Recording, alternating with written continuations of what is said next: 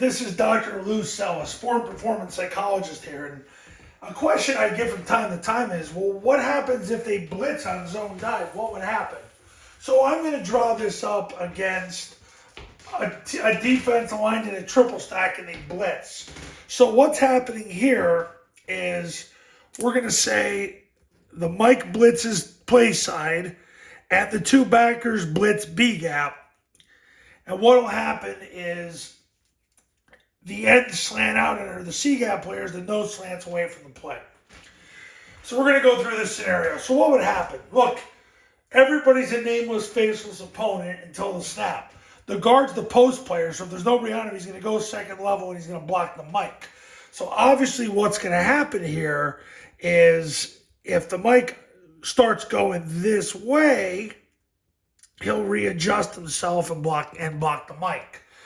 Obviously, if the mic got past him, he's going to run into the center. The center snaps the ball, opens flat, and gets to the hip of the guard. So by doing that, he cuts off the mic blitzing.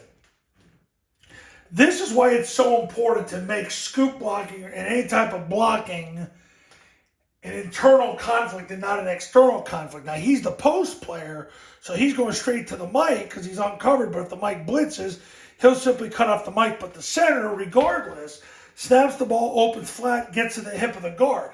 He's not concerned with the defense. He's concerned with the offense. So his goal is to get to the hip of the guard, and by doing that, the mic's got nowhere to go. So he's canceled automatically. The backside guard, his job is to block the spine of the center. He's stealing second base. So he opens flat, runs, and blocks the spine of the center. So when the zero slants away, he takes himself out of the play. It's not the guard's job to block the zero. It's the guard's job to block the spine of the center. The tackle's job is to steal second base and block the spine of the guard. So he's got to open, run, and block his spine. So when that backer tries to pop through, he's got nowhere to go. That's the key to scoop blocking and really to all offensive line blocking is you got to make everybody a nameless, faceless opponent. Backside receiver's going to sprint to the goalpost to cut off the third player.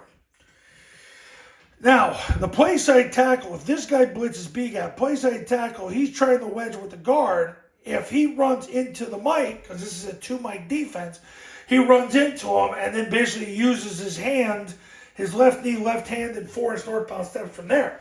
If he's able to get past him, this is why it's so important for the A-back to leave no green in between off the tackle's hip, because then he'll two-hand slam the mic who blitzes there, and he'll go from there.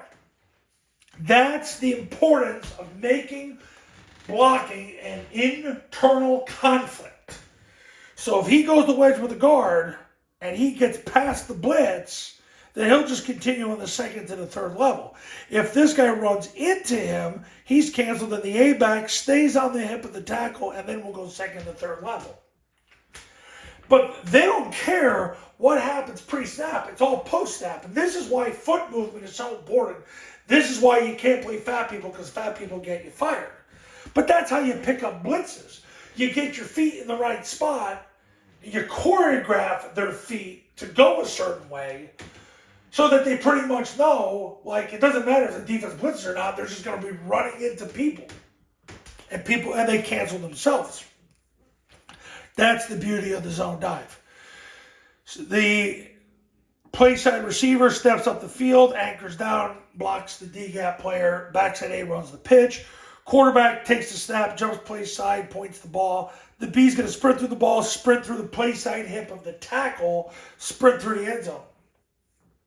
Quarterback sprints and accelerates. But the whole key to picking up blitzing on the zone dive is to choreograph people to go from point A to point B. The center snaps the ball, he's to sprint and get to the hip of the guard.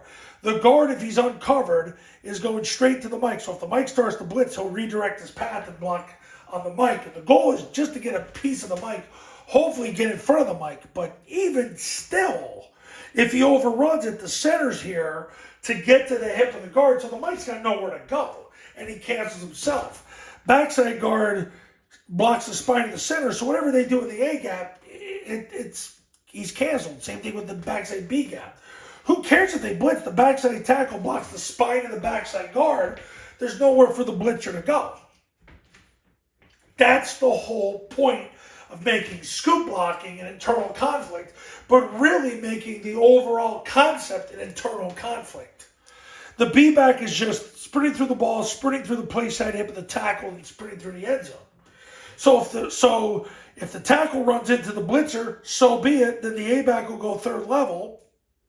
If he ends up wedging with the guard, he'll end up going second to third level.